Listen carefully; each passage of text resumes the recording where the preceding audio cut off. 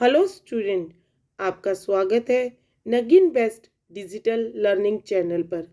आज हम लेकर आए हैं क्लास 12th की हिंदी बुक आरोह काव्य खंड का चैप्टर 3 कहानी के बहाने और बात सीधी थी पर के एक्स्ट्रा क्वेश्चन आंसर।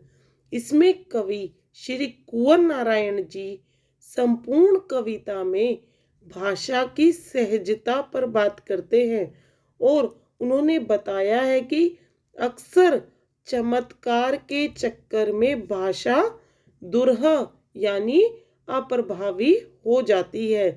कवि ने यहाँ पर कहानी के बहाने कविता को चिड़िया, फूलों और बच्चों के माध्यम से कविता महत्व समझाया है। भाई इस कविता के महत्व को समझाया है। और बात सीधी थी पर में कवि ने बताया है कि हमें आडंबरपूर्ण भारी भरकम शब्दावली का प्रयोग कर अपनी भाषा को भयंकर रूप वाली नहीं बनाना चाहिए। कवि ने दोनों कविताओं में मुहावरों और अलंकारों का सुंदर प्रयोग किया है। भाषा सरल, सहज, खड़ी बोली वाली का प्रयोग करते हुए पूरी कविता छंद मुक्त है।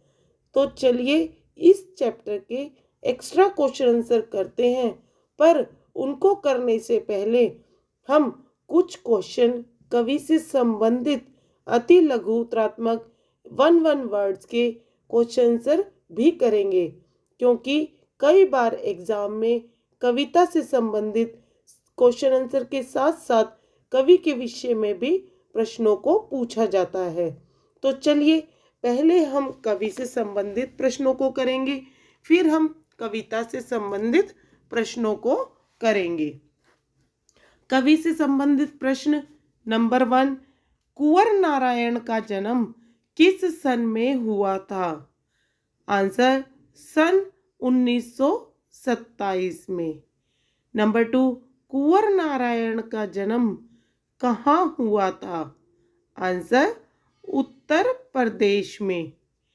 नेक्स्ट क्वेश्चन, नारायण जी की मूल विधा क्या रही? आंसर कविता। भाई कुंवर नारायण जी की मूल विधा क्या थी? कविता। कुंवर नारायण जी ने कविता के अलावा और कौन सी विधा में लेखन कार्य किया है? आंसर चिंतन परक लेखन, कहानियां, सिनेमा, समीक्षाएं आदि कई विधा में लेखन कार्य किया है। नेक्स्ट क्वेश्चन, कुंवर नारायण ने कौन से प्रबंध काव्य की रचना की? आत्म जयी। नेक्स्ट क्वेश्चन, कुंवर नारायण किस संवेदना के कवि हैं? नागर संवेदना के कवि हैं। नेक्स्ट क्वेश्चन, कुंवर नारायण को कौन से पुरस्कार मिले हैं? भाई कुंवर नारायण जी को कौन कौन से पुरस्कारों से सम्मानित किया गया है? उन्हें कई पुरस्कारों से सम्मानित किया गया है। उनमें से कुछ के नाम हम आपको यहाँ पर बताते हैं। साहित्य अकादमी पुरस्कार, कुमारन आशान पुरस्कार, व्यास सम्मान पुरस्कार, प्रेमचंद पुरस्कार, लोहिया सम्मान पुरस्कार, कबीर सम्मान पुरस्कार और ज्ञानपीठ पुरस्कार। इन सभी पुरस्कारों से कुंवर नारायण जी को सम्मानित किया गया है। नेक्स्ट क्वेश्चन, कुंवर नारायण ने काव्य लेखन की शुरुआत कब की? आंसर कुंवर नारायण जी ने काव्य लेखन की शुरुआत 1950 ईस्वी से 1950 में की। कुंवर नारायण की पहली रचना क्या है? कुंवर नारायण जी की पहली रचना चक्रव्यूह है। नेक्स्ट क्वेश्चन, कुंवर नारायण की प्रथम रचना चक्रव्यूह कब लिखी गई थी? कुंवर नारायण जी की प्रथम रचना चक्रव्यूह 1956 में लिखी गई थी। तो हमने यहाँ पर कवि से संबंधित प्रश्नों को करा। अब हम कविता से संबंधित यानी कविता के बहाने और बात सीधी थी पर क्वेश्चन आंसर करेंगे। प्रश्न नंबर 1, कविता किसके समान होती है? भाई आंसर है इसका कविता बच्चे के समान होती है। नेक्स्ट क्वेश्चन, कविता की महक कब तक रहती है? भाई कविता की जो महक होती है वो कब तक रहती है? फूलों की महक तो थोड़े ही दिनों में खत्म हो जाती है, कविता की महक आजीवन रहती है, यह कभी मुरझाती नहीं है। नेक्स्ट क्वेश्चन, सीधी बात कब टेढ़ी हो जाती है? आंसर, भाषा के सही चुनाव के भाव में। भाई भाषा के सही चुनाव के भाव में सीधी बात टेढ़ी हो जाती है। भाषा की जटिलता समझने के लिए कवि ने किसका उदाहरण दिया है? भाई भाषा की जटिलता को समझने के लिए कवि ने किसका उदाहरण दिया है? भाषा की जटिलता समझने के लिए कवि ने कील का उदाहरण दिया है। कविता में कील के माध्यम से भाषा की जटिलता को समझाने का प्रयास किया गया है। नेक्स्ट क्वेश्चन, फूल कब तक सुगंधित रहते हैं? भाई फूल, कवि ने पूछा है कविता के माध्यम से कि फूल कब तक सुगंधित रहते हैं। आंसर, फूल मुरझाने से पहले तक सुगंधित रहते हैं। भाई जब तक फूल मुरझाता नहीं है तब तक उसकी सुगंध कायम रहती है। नेक्स्ट क्वेश्चन, कवि की कल्पना तथा चिड़िया की उड़ान का क्या संबंध है? भाई कवि की कल्पना किस हद तक उड़ती है और चिड़िया की उड़ान कहाँ तक होती है, इन दोनों में हमें संबंध बताना है। आंसर, चिड़िया की उड़ान सीमित होती है और चिड़िया आकाश में एक निश्चित ऊंचाई तक उड़ सकती है। भाई चिड़िया की उड़ान तो सीमित होती है और आकाश में एक निश्चित ऊंचाई तक ही उड़ सकती है, उससे ऊपर वो उड़ नहीं सकती। चिड़िया की उड़ान देखकर कवि की कल्पनाएं भी उड़ान भरने लगती है। भाई चिड़िया को उड़ते हुए देखकर कवि की कल्पनाएं भी उड़ान भरने लगती है, परंतु कवि की कल्पना की कोई सीमा नहीं होती। वे चिड़िया की उड़ान से भी ऊपर आसमान में उड़ती रहती है। कल्पनाओं की कोई सीमा नहीं होती उड़ने की और वो कहीं पर भी विचरण कर सकती है। नेक्स्ट क्वेश्चन, कविता तथा फूल में क्या संबंध है? भाई यहाँ पर कवि ने कविता और फूल के अंदर क्या संबंध बताया है? कविता तथा फूल के यह संबंध है। भाई कविता और फूल में क्या संबंध है? यह संबंध है कि दोनों मनुष्य को सुगंधित करते हैं। भाई दोनों ही मनुष्य को सुगंध पहुंचाते हैं, सुगंधित कर देती हैं। फूल भी और कविता भी दोनों मनुष्य को सुगंधित कर देते हैं। कविता मनुष्य के मन को और फूल मनुष्य के तन को सुगंधित कर देते हैं। भाई कविता से तो मनुष्य का मन सुगंधित होता है और फूल से तन सुगंधित होता है। फूलों की सुगंध उसके मुरझाने से पहले तक ही रहती है तथा कविता की सुगंध जीवन भर रहती है। भाई फूल तो जब तक मुरझाते नहीं है तब तक सुगंध फैलाते हैं और कविता तो जीवन भर ही सुगंधित करती रहती है। नेक्स्ट क्वेश्चन, कविता तथा बच्चों का संबंध क्या है? भाई कविता तथा बच्चे एक समान है। इस कविता में कविता और बच्चों के बीच में क्या संबंध बताया गया है? यहाँ पर कवि ने कविता और बच्चों को एक समान बताया है, दोनों में कोई अंतर नहीं होता। देखिए कैसे बच्चों की कल्पनाएं सीमित होती हैं तथा कविता लिखते समय कवि की कल्पनाएं असीमित होती हैं। खेलते समय बच्चे आपस में किसी प्रकार का भेदभाव नहीं करते हैं, उसी प्रकार कविता भी एक खेल है जिसमें कवि को किसी भी प्रकार का भेदभाव नहीं करना चाहिए। नेक्स्ट क्वेश्चन, कवि की लिखी बात से मूल अर्थ क्यों खो गया था? भाई कवि ने जो बात लिखी थी, बात थी जो कवि कहना चाहता था, उसका मूल अर्थ क्यों खो गया था? कवि एक बात लिखने की कोशिश कर रहे थे। भाई कविता में वो एक बात को लिखने की कोशिश कर रहे थे, परंतु वे भाषा के चक्रव्यूह में ऐसे फंसे कि मूल बात लिखना ही भूल गए। भाई उस बात के अंदर उन्होंने भाषा को सेट करने की कोशिश की, भाई भाषा को लगाने की, उसमें मुहावरे, अलोक्तियाँ और छंद वगैरह सब कुछ उस बात में करने की कोशिश की, परंतु वो भाषा के चक्रव्यूह में ऐसे फंस गए कि मूल बात को लिखना ही भूल गए। भाषा के चक्रव्यूह में कवि ऐसे उलझ गए कि अपनी बात के मूल अर्थ से ही भटक गए। भाई उन्होंने भाषा का चक्रव्यूह में इस तरह फंस गए, वो जो बात थी, मेन बात थी, सीधी सादी बात थी, उसके अर्थ से ही भटक गए, उसका अर्थ ही बदल गया तथा उन्होंने जो लिखा था उसका मूल अर्थ ही खो गया। भाई भाषा के साथ उन्होंने जो अपनी बात को लिखा, उसका जो मूल अर्थ था वो अर्थ ही खत्म हो गया। नेक्स्ट क्वेश्चन, कवि को उसकी कविता के लिए कब प्रशंसा मिलती है? आंसर, जब कवि अपनी कविता में जटिल शब्दों का तथा अलंकारों का प्रयोग करते हैं तो पाठकों से उन्हें बहुत प्रशंसा मिलती है। भाई जब कवि कोई कविता करता है और उसमें बहुत ही जटिल शब्दों को और अलंकारों को प्रयोग करता है तो पाठकों को वो पढ़ने में बहुत अच्छी लगती है और वो बहुत ही कवि की प्रशंसा करते हैं। भले पाठकों को उस कविता का मूल अर्थ समझ में ना आए, भले ही पाठकों को उस कविता का अर्थ समझ ना आए, लेकिन उन्हें कविता में प्रयोग किए गए सटीक और जटिल शब्दों प्रशंसा योग्य लगे।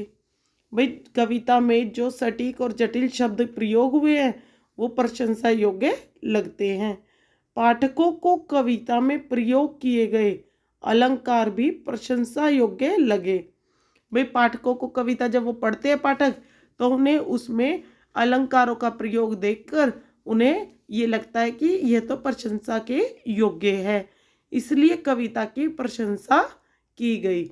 उन्हें उसकी कविता के मूल भाव को नहीं समझा, सिर्फ पाठकों ने यह देखा कि उसमें भाषा, शब्द, अलंकारों का प्रयोग हुआ है, तो इसलिए कविता की प्रशंसा की गई। नेक्स्ट क्वेश्चन, कविता के संदर्भ में कवि के क्या विचार हैं? कवि कवि कहते हैं कि कविता लिखते समय सारे रंग भेद तथा जाति भेद भूल कर कविता लिखने चाहिए। भाई एक कवि को कविता लिखते समय सारे रंग भेद और जाति भेद भूल कर ही कविता लिखनी चाहिए। कवि कहता है कि कवियों को लोक हित में कविता लिखनी चाहिए। भाई लोगों के हित के लिए कविता लिखनी चाहिए। कविता लिखते समय अपने और वर्ग विशेष के भेद को भूल जाना चाहिए। भाई जब कवि कविता लिखता है तो उसे अपने और वर्ग यानी आसपास के जाति भेद आदि को भूल जाना चाहिए। कवि कुंवर नारायण सिंह कहते हैं कि जिस प्रकार बच्चे अपने खेल में अपनी सीमा और अपने अंतर को भूल जाते हैं, ठीक उसी प्रकार हम कविता को एक खेल के रूप में देखते हैं, तो कविता भी शब्दों का एक खेल ही है। भी जिस प्रकार बच्चे खेलते हुए अपनी सीमा को नहीं देखते, अपने अंतर को भूल जाते हैं, उसी प्रकार हम भी कविता करते हुए कविता को एक खेल के रूप में देखते और कविता के शब्दों के साथ खेलते हैं। नेक्स्ट क्वेश्चन, कविता किस प्रकार महकती है? भाई कवि कहता है कि कविता किस प्रकार महकती है। आंसर, कविता फूल की भांति महकती है, सुगंध फैलाती है चारों तरफ, परंतु फूल तो मुरझा जाता है। कविता फूल की तरह ही होती है। भाई एक कविता, सुंदर कविता एक फूल की तरह ही होती है, वो सारी जगह अपनी खुशबू फैलाती रहती है, परंतु फूल तो मुरझा जाता है। और लेकिन कविता ऐसा फूल है जो आजीवन महकता रहता है। भाई कभी मुरझाता नहीं है, वो जीवन भर महकता ही रहता है। कविता फूल की भांति सौंदर्य, सुगंध, ताजगी दर्शाता है। भाई जो ये कविता होती है एक फूल की भांति ही सुंदर होती है, सुगंध फैलाती है और ताजगी दर्शाता है। परंतु कविता फूल से एक प्रकार से अलग है। परंतु कविता तो फूल से एक प्रकार से अलग है, और वह क्या है? वो है कि फूल मुरझा जाते हैं, लेकिन कविता कालजयी है, वो कभी मुरझाती नहीं है, आजीवन महकती रहती है। इस प्रकार कविता सदा सुगंधित रहती है, महकती रहती है। फूल की एक जीवन सीमा होती है, वही दूसरी तरफ कविता की कोई जीवन सीमा नहीं होती। यह आजीवन सुगंधित रहकर दूसरों को सुगंधित करती है। नेक्स्ट क्वेश्चन, भाषा को किस प्रकार प्रयोग करना चाहिए? भाषा को बहुत सहूलियत के साथ प्रयोग करना चाहिए। भाई बहुत केयरफुली हमें भाषा का प्रयोग करना चाहिए। भाषा में अनगिनत शब्द होते हैं। गलत शब्दों के चुनाव से कविता का अर्थ बदल जाता है। अगर हमने उन अनगिनत शब्दों में से गलत शब्दों का चुनाव कर लिया तो हमारी कविता का अर्थ ही बदल जाता है, हमारी बात का अर्थ और महत्व बदल जाता है। कविता में प्रयोग किए गए शब्द उचित संदर्भ में होने चाहिए। भाई हम कविता में जो भी शब्द को प्रयोग करें उसका उचित संदर्भ होना चाहिए। किसी एक भाषा का चुनाव कर, भाई हमें एक भाषा का चुनाव कर लेना चाहिए। उसमें कविता लिखने का भी अपना एक तरीका होता है। भाई एक भाषा का चुनाव करके हमें पूरी कविता उसी तरीके से लिखनी चाहिए। उस भाषा के सही शब्दों को चुनना और उन्हें कविता में ढालना कवि के ऊपर निर्भर करता है। भाई ये तो कवि के ऊपर ही निर्भर करता है कि वे भाषा के कौन से सही सही शब्दों को चुने और कविता में ढाले उन्हें। इसलिए कवि कहते हैं कि भाषा का प्रयोग सहूलियत से करना चाहिए। नेक्स्ट क्वेश्चन, कुंवर नारायण का संक्षिप्त जीवन परिचय लिखिए। आंसर, कुंवर नारायण का जन्म 1927 को फैजाबाद उत्तर प्रदेश में हुआ था। इन्होंने अपनी प्रारंभिक शिक्षा अपने घर पर ही प्राप्त की। ये एक चिंतापरक लेखक और तथा सिनेमा के समीक्षक भी रह चुके हैं। इनकी प्रमुख रचनाएं चक्रव्यूह परिवेश, हम तुम आदि है। इन्हें कबीर सम्मान, व्यास सम्मान, लोहिया सम्मान, साहित्य अकेडमी पुरस्कार, ज्ञानपीठ पुरस्कार तथा केरल का कुमारन आशान पुरस्कार आदि से सम्मानित किया गया। इनकी मृत्यु 2017 में हो गई थी। यहाँ पर हमें 2 या 3 नंबर का क्वेश्चन पूछा जाए कुंवर नारायण का संक्षिप्त जीवन परिचय, तो हमें उनकी मेन बात लिखनी है। छोटी थोड़ी सी जन्म, मृत्यु, उन्हें किस पुरस्कार से सम्मानित किया गया है और उन्होंने कहाँ से शिक्षा ली है और कहाँ पर कौन सी रचना लिखी है। पर अगर ये ज़्यादा नंबरों का प्रश्न आता है तो हमें इनके बारे में संक्षिप्त में संपूर्ण जीवन परिचय लिखना है। वो हमारी एनसीईआरटी की बुक में स्टार्टिंग में दिया हुआ है, कुंवर नारायण जी का संक्षिप्त जीवन परिचय। आपको वहाँ से पढ़ना है और उसके बारे में संपूर्ण लिखना है। आप नंबरों के अकॉर्डिंग ही उसको लिखें। ये नहीं कि 2 नंबर के क्वेश्चन में आप पूरा जीवन परिचय लिखे। आप नंबर को देखो और उसी हिसाब से इनके जीवन परिचय को लिखो। नेक्स्ट क्वेश्चन,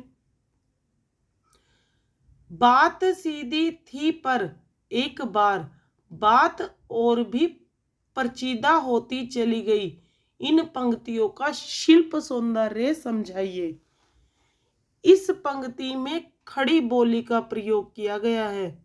भाई शिल्प सौंदर्य मतलब इसमें कौन कौन सी भाषा का, शब्दों का, मुहावरों का, लोकोक्तियों का प्रयोग किया गया है इस पंक्ति में, हमें वो बताना है। शिल्प सौंदर्य, उसके जो उस शिल्पकार ने उसके अंदर सौंदर्य भरा है, इस बात को बोलने के लिए वो हमें लिखना है। इस पंक्ति में खड़ी बोली का प्रयोग किया गया है। इन पंक्तियों में सरल और सहज भाषा का प्रयोग हुआ है। इन पंक्तियों की काव्य रचना मुक्त छंद है। मुहावरों का सुंदर प्रयोग किया गया है, जैसे परचीदा होना। भाई यहाँ पर परचीदा होती चली गई, यानी परचीदा होना एक मुहावरा है जिसका सुंदर प्रयोग किया गया है। पुनरुक्ति अलंकार का भी प्रयोग किया गया है। नेक्स्ट क्वेश्चन, कवि कविता कैसे लिखता है तथा कविता लोगों के जीवन में किस प्रकार प्रभाव डालती है? आंसर, कवि कहते हैं कि कविता लिखने के लिए कवि को अपनी कल्पनाओं में उड़ना पड़ता है। भाई कविता ऐसे नहीं लिखनी जाती, उसमें कवि को अपनी कल्पनाओं में उड़ना पड़ता है। जब वो अपने विषय में बता रहे तो अपनी ही कल्पनाओं में उड़ना पड़ता है। कवि की कल्पना और पक्षियों की उड़ान दोनों की कोई सीमा नहीं होती। भाई कल्पना कहीं की कहीं भी उड़ सकती है। दोनों बहुत दूर और ऊंचाइयों तक यात्रा करते हैं। जहाँ पक्षियों की उड़ान उनके पंख से होती है, वहीं कविता की उड़ान उसकी कल्पना से होती है। भाई कवि की कल्पना से कविता की उड़ान होती है। कविता लोगों के जीवन में एक फूल की भांति है। जिस तरह फूल खिलते हैं और अपनी खुशबू और सुंदरता के साथ लोगों को खुशी देते हैं, भाई जिस तरह फूल खिलकर लोगों को खुशबू और सुंदरता के साथ खुशी देते हैं, भाई फूल को देखकर इतनी खुशी होती है, कितने सुंदर सुंदर फूल होते हैं, उसी प्रकार कविता भी अपने शब्दों और अभिव्यक्तियों के साथ खिलती है। भाई एक कविता भी अपने शब्दों और अभिव्यक्तियों के साथ खिलती है जो लोगों को संतुष्टि प्रदान करती है, भाई मन की शांति प्रदान करती है। कविता की सुगंध व्यक्ति के जीवन में हमेशा बनी रहती है। भाई फूलों की सुगंध तो फूलों के मुरझाने के बाद समाप्त हो जाती है, लेकिन कविता की सुगंध तो व्यक्ति के जीवन में हमेशा बनी रहती है। कविता के शब्द और अलंकार लोगों को बहुत ही पसंद आते हैं। इससे कविता में जान आ जाती है। कविता कवि के द्वारा अभिव्यक्त किए गए उसके अपने भाव होते हैं। भाई जो कविता होती है ना, वो कवि के द्वारा जो भाव व्यक्त करता है वो उसके अपने होते हैं, अपने जीवन से महत्व रखने वाले होते हैं, जो वह अपनी कविता के जरिए लोगों तक पहुंचाना चाहता है। नेक्स्ट क्वेश्चन, बच्चे और कविता के बीच क्या संबंध है? भाई कविता बच्चे की तरह होती है। एक कविता जो होती है वो बच्चे की तरह होती है। वह बच्चे की तरह स्वतंत्र स्वभाव से खेलती है। भाई जैसे बच्चा आज़ादी के साथ खेलता है, वैसे ही बच्चे खेलते समय एक दूसरे का रंग भेद नहीं देखते। उसी प्रकार कविता भी आपसी भेद को भूलकर लिखी जाती है। भाई कविता में भी कोई भेदभाव नहीं रखा जाता, कोई सीमा नहीं होती, उसको भूलकर ही कविता लिखी जाती है। जिस प्रकार एक शरारती बच्चा किसी की पकड़ में नहीं आता, ठीक उसी प्रकार कविता में उलझा दी गई एक बात तमाम प्रयासों के बावजूद समझने योग्य नहीं रह जाती। भाई अगर कविता में उसी प्रकार कोई बात भाषा के जाल में फंसा दी जाए तो वह बात बहुत प्रयासों यानी लाख प्रयासों के बावजूद भी समझने योग्य नहीं रह जाती। इसके लिए चाहे जितने प्रयास किए जाए, वह एक शरारती बच्चे की तरह हाथ से फिसल जाती है। भाई हम उस बात को समझने का कितना ही प्रयास कर ले, लेकिन वो एक शरारती बच्चे की तरह हाथ से फिसल जाती है, फिर वो बात पकड़ाई में नहीं आती, समझ नहीं आती, उसका मेन मूल भाव ही समाप्त हो जाता है। कविता में किसी प्रकार का द्वेष नहीं होता, इसलिए कविता और बच्चों को समान माना जाता है। कविता बच्चों की तरह मासूम, निश्चल तथा भेद रहित होती है। इसकी कल्पना की कोई सीमा नहीं होती। इसे जितना चाहे उतना विस्तार रूप दिया जा सकता है। भाई हम कविता को जितना चाहे उतना विस्तार में लिख सकते हैं, क्योंकि यह कल्पना पर आधारित होती है। कल्पना की कोई सीमा नहीं होती। नेक्स्ट क्वेश्चन, भाषा का बात पर क्या असर पड़ता है? भाषा का किसी भी बात पर बहुत गहरा प्रभाव पड़ता है। बात और भाषा आपस में जुड़े हुए हैं। भाई जो बात है और भाषा है वो एक ही सिक्के के दो पहलू हैं। वो आपस में इस तरह जुड़े हुए हैं, अगर बात कहेंगे तो भाषा आएगी, भाषा बोलेंगे तो बात कही जाएगी। किसी से बात करते समय भाषा वह माध्यम है जिसके द्वारा हम अपने विचारों को दूसरों तक पहुंचाते हैं और उन्हें समझाते हैं। भाषा के बिना किसी से बात करना संभव नहीं है। भाई हम भाषा के बिना किसी से बात नहीं कर सकते। अगर किसी से बात ना की जाए तो भाषा की ज़रूरत ही नहीं पड़ेगी।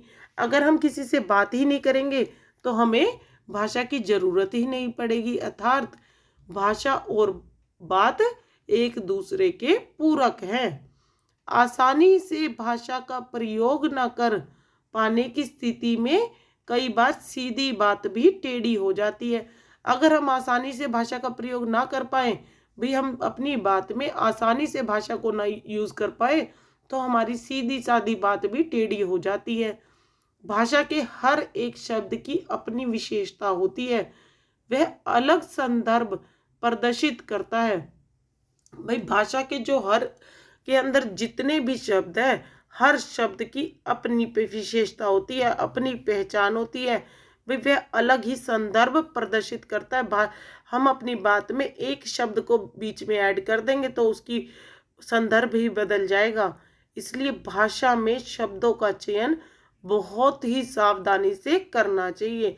भाई हम किसी बात में भाषा के शब्दों को जोड़ रहे हैं तो उनका चयन बहुत सावधानी से करना चाहिए, जिससे कोई भी वाक्य गलत प्रस्तुत ना हो। भाषा के बिना कोई भी व्यक्ति अपनी बात को दूसरे व्यक्ति तक पहुंचाने में असमर्थ प्रतीत होता है। भाई भाषा के बिना कोई भी व्यक्ति अपनी बात को दूसरे व्यक्ति तक पहुंचाने में समर्थ नहीं होता, वो असमर्थ प्रतीत होता है।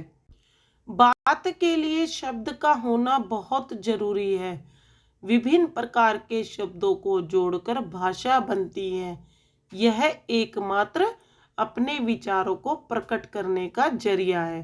भाई भाषा ही जो है वो एकमात्र ऐसा जरिया है जिससे हम अपने विचारों को दूसरों के सामने प्रकट कर सकते हैं। नेक्स्ट क्वेश्चन, वह पंक्तियां लिखिए जिनमें भाषा की जटिलताओं का वर्णन होता है तथा उन पंक्तियों का आशय भी स्पष्ट करें। निम्नलिखित पंक्तियों में कवि भाषा की जटिलता का वर्णन करते हैं, जो इस प्रकार है। जोर जबरदस्ती से बात की चूड़ी मर गई और वह भाषा में बेकार घूमने लगी। इन पंक्तियों में कवि कहते हैं कि एक बार वह सीधी और सरल बात लिखने की कोशिश कर रहे थे। सोचते सोचते भाषा की जटिलता में ऐसे फंसे कि मूल बात लिख नहीं पाए। भाई कवि एक बार जो है कविता लिख रहे थे, उसमें से एक सीधी ही बात लिखनी थी उन्हें, बहुत सरल और सीधी बात अपनी कविता के अंदर लिखनी थी, पर वो भाषा के चक्कर में फंस गए और बात का मतलब ही बदल गया और वो फंसते ही चले गए, वो बात सीधी नहीं हो पाई। कवि द्वारा लिखा गया यह कथन मूल बात से परे थी। कभी अपने इस घटना को एक कील के माध्यम से समझाना का प्रयास करते हैं। भाई बात तो बिगड़ गई, भयंकर रूप ले ली उन्होंने, भाषा में बदल जब फंस गए तो उस बात ने ऐसा रूप ले लिया कि उसका मतलब ही बदल गया। तो कवि क्या करते हैं, अपनी बात का मतलब समझाने के लिए कविता में इस घटना को कभी तो एक कील के माध्यम से समझाने का प्रयास करते हैं। कवि कहते हैं कि जिस प्रकार जोर लगाने पर कील की चूड़ी खत्म हो जाती है, उसके बाद उस बिना चूड़ी वाली कील की तरह दीवार में ठोकना पड़ता है। ठीक उसी प्रकार यदि भाषा सही नहीं है तो कविता का मूल संदर्भ प्रभावी नहीं रहता। बिना मूल अर्थ के कविता का कोई मोल नहीं रहता। पाठकों को उस कविता को पढ़ने में, समझने में कठिनाइयों का सामना करना पड़ता है। भाई यदि भाषा सही नहीं है, कवि ने एक भाषा को कविता करते टाइम सही नहीं चूज किया, भाई सही उसका भाषा को, शब्दों को नहीं डाला, तो कविता का मूल संदर्भ प्रभावी नहीं रहता। कविता इतनी प्रभावपूर्ण नहीं होती कि पाठक उस कविता को पढ़ने में और समझने में उनको कठिनाइयों का सामना करना पड़ सकता है। नेक्स्ट क्वेश्चन, कविता के बहाने का सारांश लिखिए। इस कविता में कवि ने कविता की तुलना चिड़िया, फूल और बच्चों से की है। कवि कहते हैं कि एक चिड़िया की उड़ने की सीमा होती है, परंतु जब कवि कविता लिखता है, भाई यानी कवि जब कविता लिखता है तो उसकी कविता की कल्पनाओं की उड़ान असीमित होती है। भाई चिड़िया की उड़ान तो सीमित होती है, उड़ने की सीमा होती है, परंतु कवि की कविता लिखने की कल्पनाओं की उड़ान कोई सीमा नहीं होती, वो असीमित होती है। उसी प्रकार फूल मुरझाने से पहले तक सुगंधित रहते हैं और कविता भी फूल की तरह सुगंध देती है, परंतु कविता कभी मुरझाती नहीं है। इसलिए कविता की सुगंध आजीवन बनी रहती है। पाठक जब भी कविता पढ़ता है वह पाठक के मन को सुगंधित कर देती है। उसी प्रकार बच्चे की कल्पना की कोई सीमा नहीं होती। भाई बच्चे की कल्पना की भी कोई सीमा नहीं होती। बच्चे आपस में खेलते समय सारे भेदभाव भूल जाते हैं। भाई बच्चे भी आपस में जब खेलते हैं दूसरे बच्चों के साथ सारे भेदभाव भूल जाते हैं। उसी प्रकार कवि भी अपनी कल्पनाओं और असीम कल्पनाओं को लिखना चाहिए। अपनी कल्पनाओं में, अपनी कविताओं में किसी भी प्रकार का भेदभाव नहीं रखना चाहते। कविता लिखते समय किसी भी प्रकार का भेदभाव नहीं करना चाहिए तथा असीम कल्पनाओं को लिखना चाहिए। अतः कवि कहते हैं कि कविता बच्चों के समान होती है, जिसमें किसी प्रकार का भेदभाव ना हो। तो इस प्रकार हमने कवि से संबंधित, कवि के जीवन से संबंधित प्रश्नों को देखा और कविता से संबंधित, दोनों कविताओं से संबंधित हमने प्रश्नों को देखा, उनके एक्स्ट्रा क्वेश्चंस को किया। हमने देखा कि कवि संपूर्ण कविता में भाषा के ऊपर जोर देता है कि हमें भाषा का चयन सही ढंग से करना चाहिए, सही शब्दों को अपने वाक्य में प्रयोग करना चाहिए, ताकि हमारे वाक्य का मतलब नहीं बदले। हम जो चीज किसी के सामने बताना चाहते हैं वो सही उसी रूप में पहुंच जाए। तो हमने इस तरह दोनों कविताओं के सार को देखा, चिड़िया, बच्चों और फूलों के माध्यम से समझा। हमने हर चीज को बारीकी से देखा, मुहावरे, अलंकारों के सुंदर प्रयोग को देखा। भाषा सरल सहज थी, आसानी से हमने इस कविता को पढ़ा और समझा। अब आगे हम इसी तरह आगे और भी कविताएं लेकर आएंगे। वीडियो अच्छी लगे तो लाइक, शेयर और सब्सक्राइब करना और अंत तक हमारे साथ बने रहा करिए, जिससे आपको इम्पोर्टेंट बात पता चलती रहे कि हम कब क्या बताने वाले हैं। तो तब तक के लिए थैंक यू, बाय बाय।